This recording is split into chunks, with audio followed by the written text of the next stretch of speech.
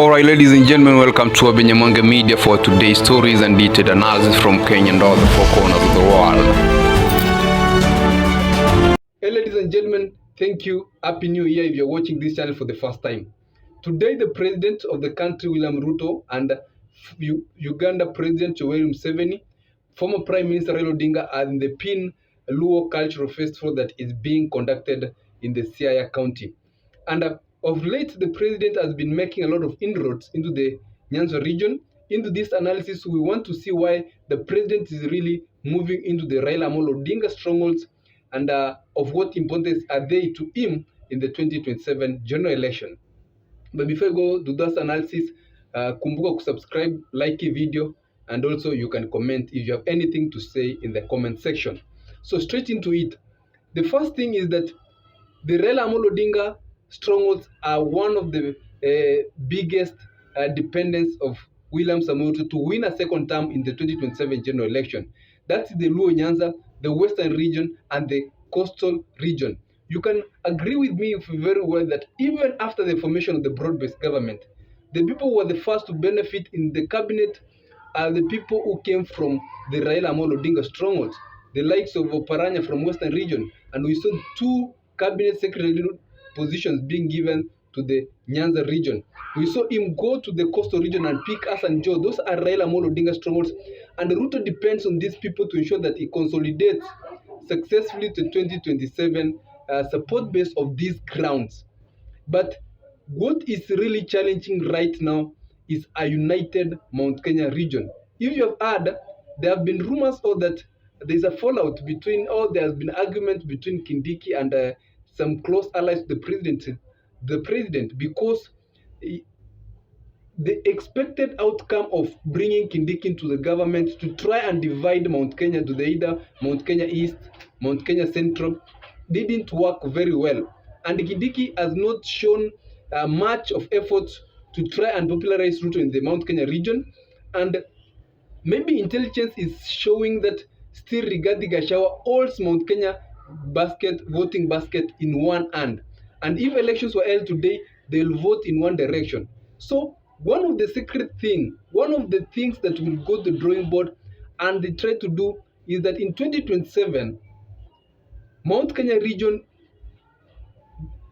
you will have a different presidential candidate who is not Rigathi Gachagua and who will not be either in the coalition of William Ruto or Rigathi Gachagua, in a means to try and divide the voting of the Mount Kenya region.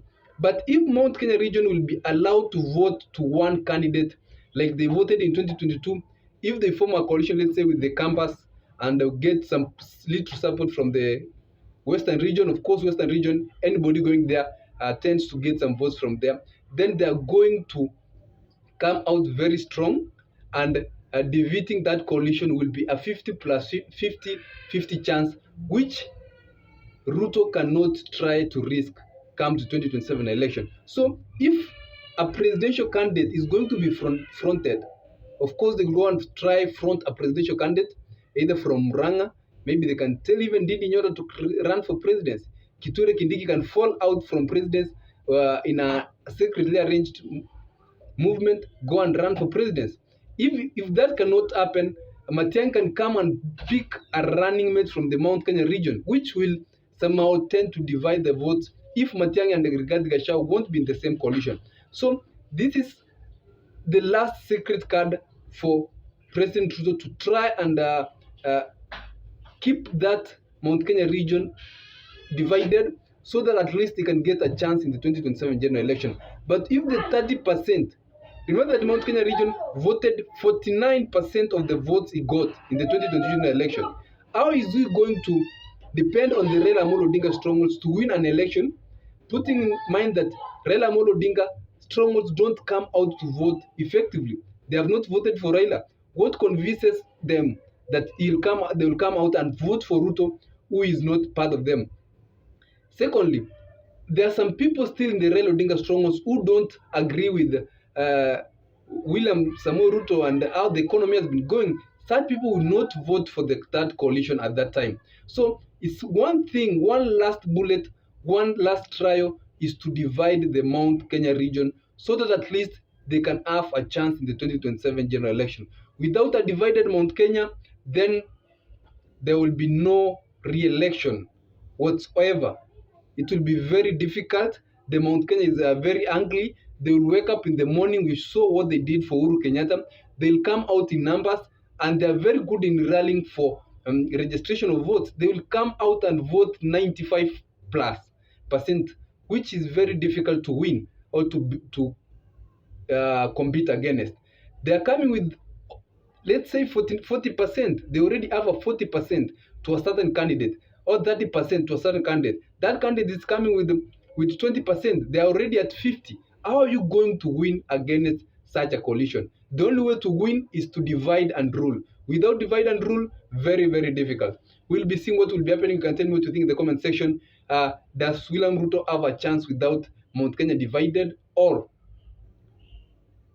will he try and pull some numbers like he did in the 2020 from the Mount Kenya region? Maybe he can go back to the Mount Kenya region, sit with them and agree in some line, although the Mount which is very difficult.